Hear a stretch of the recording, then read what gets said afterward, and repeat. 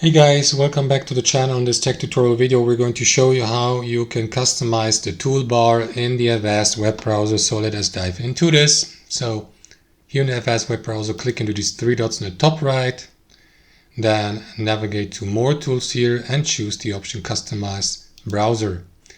Here to the left, you may customize the browser appearance, but also here click into Toolbar.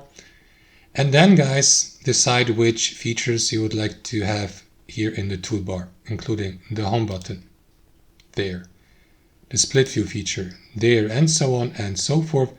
Go through that list, for example, the reading mode, create QR code, and that is going to add or remove the given feature from the toolbar.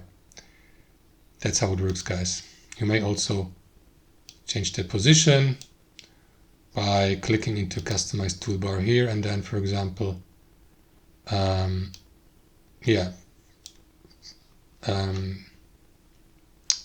drag them to the new position, here. So that's how it works, guys. Thanks for watching.